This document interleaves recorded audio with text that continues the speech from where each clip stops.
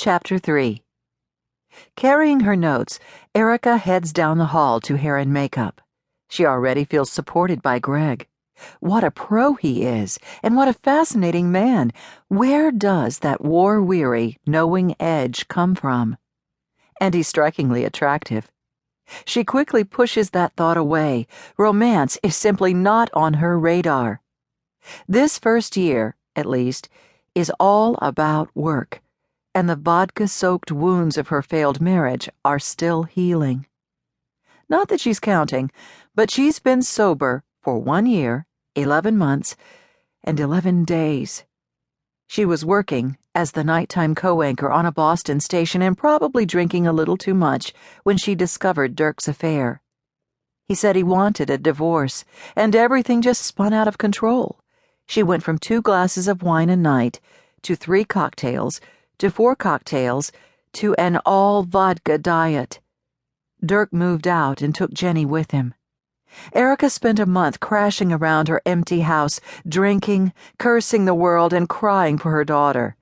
Then the station fired her for on-air intoxication. That pushed her right to the bottom, and she did the unimaginable, and ended up in the hospital under arrest. The judge gave her a choice of rehab or 6 months in jail. She took rehab, and something clicked at that first meeting. The surrender. The acceptance. The grace. Erica took off 6 months to get clean, then pleaded her way into a job as a reporter for a small New Hampshire station. She scoured the hills and towns for interesting stories, and she delivered. Soon, she was anchoring, and the station's ratings soared. Boston wanted her back, and then she got the call from Greg Underwood. There is a hair and makeup station on each of GNN's 6 floors. Most have 3 chairs and 2 experts at the ready. When Erica arrives, all 3 chairs are empty, and 2 women are standing by. One is middle-aged and Hispanic, carrying a few extra pounds, with a pleasant, open face, brown skin, and lovely, expertly made-up gray-green eyes. The other is young, pierced, tattooed, and bleached blonde. "Good morning. I'm Erica Sparks." The older of the 2 women says, "I'm Rosario, and this is Andy. What a pleasure to meet you both, and thank you in advance for helping me look my best." Rosario and Andy exchange a glance. Nice lady. The vibe here is decidedly more relaxed than at the rest of the network. Erica sits in the chair in front of the wall of mirrors. Rosario studies her face for a moment as Andy picks up a brush and gets to work on her hair. "You're beautiful," Rosario says. Erica smiles. She knows that her looks are a marketable commodity in the news business, but she also understands the limits of beauty.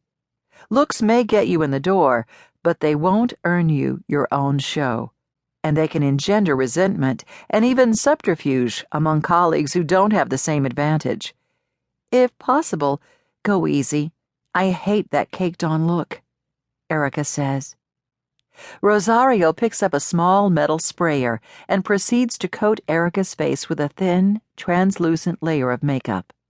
Some genius invented the spray applicator after traditional makeup proved inadequate to the merciless clarity of high definition. Flaws that were once invisible on camera were suddenly there for the whole world to see. The sprayer erases them like magic. Then Rosario applies lipstick, a little eyeshadow, and mascara. Meanwhile, Andy magically doubles the volume of Erica's hair and sweeps it back to frame her face. As they work, Erica asks them about their families and how they ended up at GNN. They even manage to get in a little industry gossip.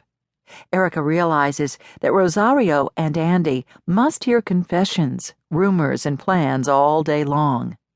They have their ears to the ground, and while Erica finds them warm and lively, they could also be valuable allies. "I like you, Erica," Rosario says as she brushes on a light powder. Then she leans in and lowers her voice. "Be careful around here." Erica is taken aback and looks at her quizzically. Rosario reaches over and turns on a hairdryer.